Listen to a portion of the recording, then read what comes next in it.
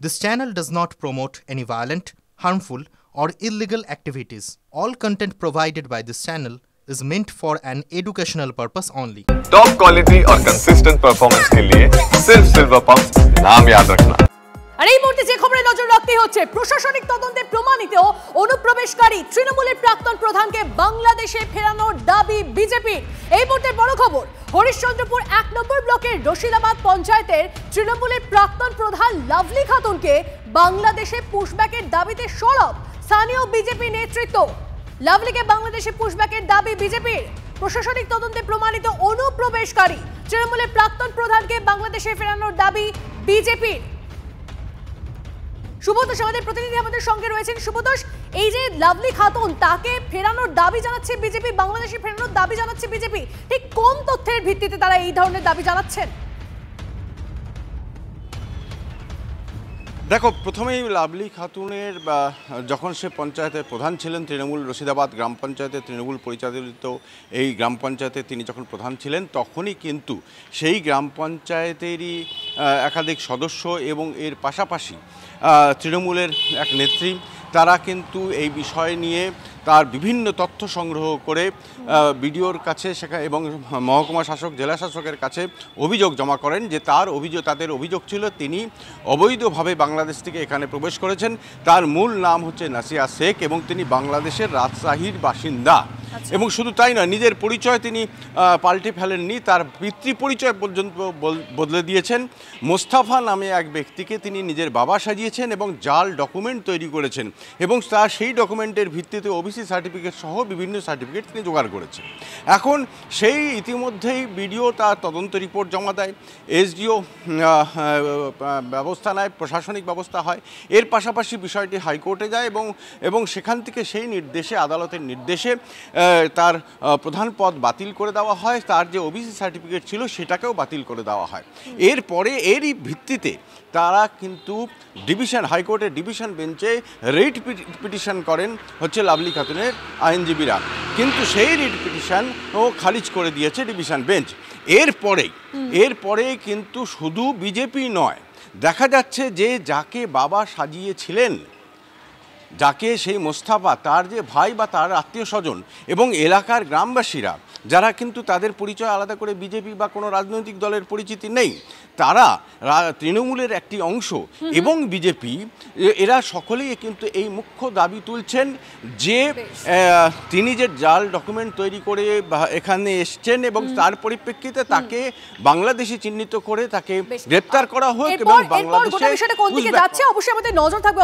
অনেক ধন্যবাদ শুভতোষ তোমায়। আমরা কথা বলেছিলাম, আমরা আপনাদেরকে প্রতিক্রিয়া শোনাবো, অভিযোগকারী তার বক্তব্য আপনাদেরকে শোনাবো, এর পাশাপাশি লাভলি খাতুন এবং তার যে ভুয়ো বাবা, তার যে কাকা, তার যে ভাই রয়েছে, তার কি বক্তব্য শোনাবো আপনাদের। বাবা বানিয়েছে, এইগুলোকে বলেছিলাম আমরা ওখানে আমাদের আধার কার্ড আছে, ভোটার কার্ড আছে, আমাদের ওখানে সব নকল আছে। আমি সাইন তো করি, তো আমার অত সাইন ভালো না, আমার একটু তেরা ভাগা হয় সাইন। তো বিডিও সাহেব যেটা কি তোর সাইন বলছি না, এটা আমার না। এই ডকুমেন্টস কীভাবে নিয়েছে না নিয়েছে, এর মধ্যে আমার সব জালি আছে। আইনকে অমান্য করে যেতে কাজ করেছে, মানে এটা হলো 1 নম্বর কথা হলো এটা মানে চাল ওরা যেটা করেছে ওটা মিথ্যা সাক্ষী দিয়েছে। কেমনি মিথ্যা দেখে, মানে ওরা যে কারো নামটা তুলে দিয়ে দিয়েছে সাক্ষীকে, প্রমাণ করবে তো, সাক্ষী প্রমাণ করেছে। আমরা সাক্ষী দিইনি, আমাদেরকে দোয়াইছে, মানে আমাদের নাম লিখে দিয়ে দোয়া দিয়েছে পঞ্চায়েত থেকে, লোক যে কোনো আমরা তো নাম দিইনি, আধার কার্ড দিইনি। এই ঘটনায় স্বাভাবিকভাবেই শুরু হয়েছে রাজনৈতিক চাপানোতর। কি বলছেন শোনাবো আপনাদের। লাভলি খাতুনের প্রধান সিপ খারিজ হওয়ার পর তারা হাইকোর্টে একটা রিট পিটিশনে গেছিল।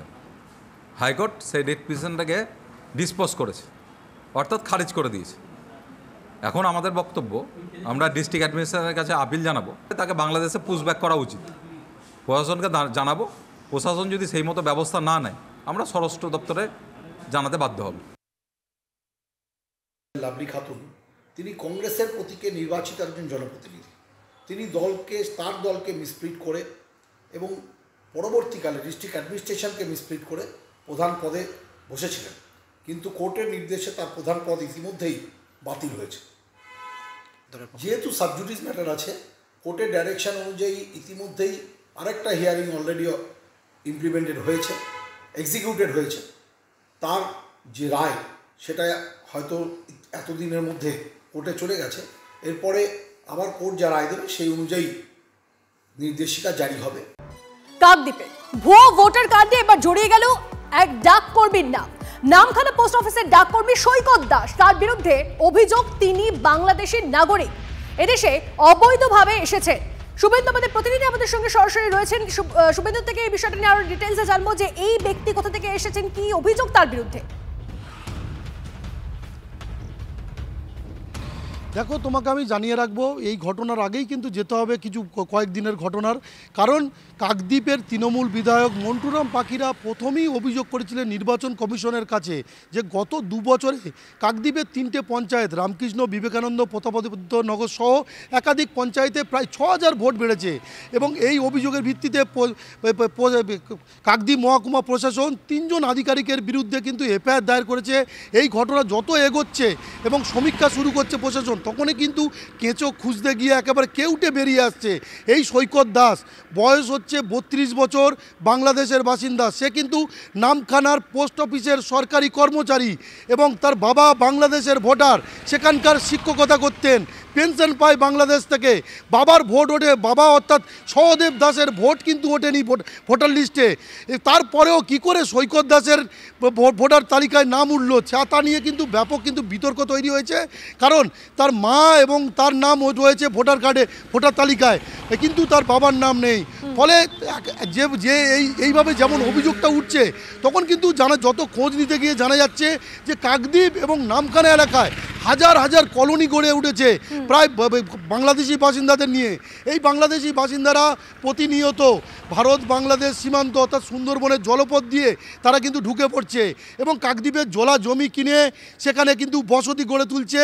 অনেকের ভোটার আধার কার্ড রয়েছে, প্যান কার্ড রয়েছে, রেশন কার্ড রয়েছে, এমনকি সরকারি সুবিধাও পাচ্ছে রাজ্য সরকারের, তারপরেও কিন্তু তাদের ভোটার কার্ড অনেকের নেই।